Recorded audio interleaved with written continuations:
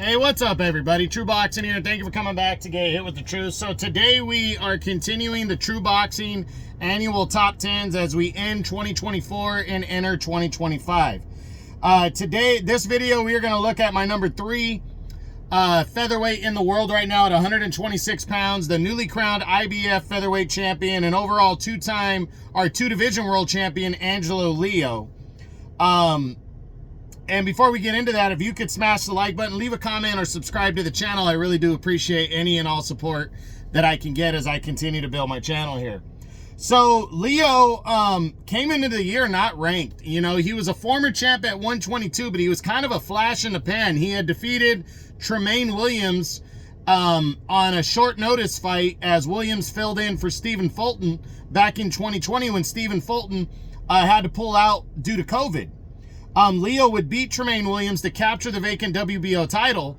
And then 5 months later, he was forced to fight Stephen Fulton, and Stephen Fulton dominated Angelo Leo over 12 one-sided rounds to a unanimous decision. And we really hadn't heard much from Leo since then. But he hasn't lost, and he made a move to 126. And in 2024, he quietly started off in a very good way.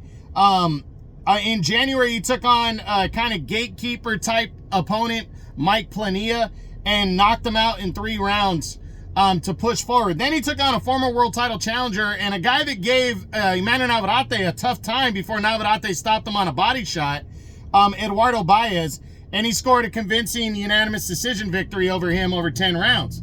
So after that, Luis Alberto Lopez offered Angelo Leo a title shot at the IBF belt, a chance to become a 2-division world champ.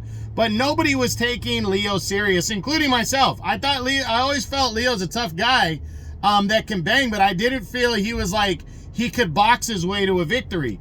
And he shocked everybody when he threw off Lopez's timing, counterpunched and boxed and broke down Luis Alberto Lopez, who at the time was regarded as the number 1 featherweight in the world. I had him at number 1. A lot of people had him at number 1. He had been rolling as the world champion for almost 2 years.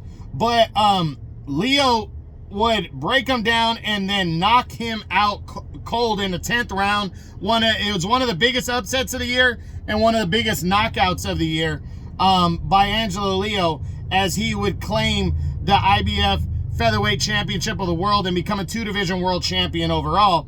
And this victory was huge.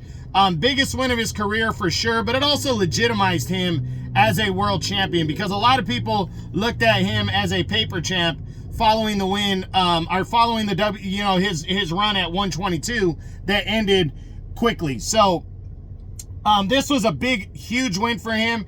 It shoots him high into the featherweight rankings. He's coming in number 3 after not being ranked at all. 30 years old. He's in his physical prime. He's 25-1 now, 12 knockouts. So the big question is, what is he doing in 2025? Right now, he's still taking some time off, but he expects to be back soon in 25.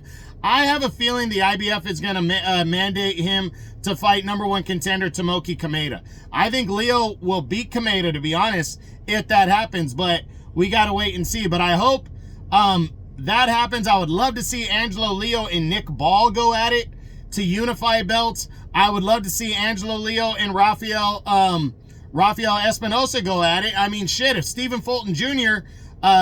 Beats Brandon Figueroa, I'd love to see them fight. I'd love to see Figueroa and Leo. So a lot of potential showdowns coming your way. I think he should get his mandatory out of the way in the early part of the year, since we already know Nick Ball is fighting. We already know Brandon Figueroa is fighting, and not sure about Rafael Espinosa. But if a unification bout with Espinosa isn't something that's being talked about for Angelo Leo, I think he should get his mandatory out of the way, because Tomoki Kameda did earn the mandatory number 1 contender spot when he beat Diamini in 2024. So he is the mandatory number 1 contender, but they haven't ordered, the IBF hasn't officially ordered that fight. So if it was me, get it out of the way and then move towards a bigger fight in the second half of the year.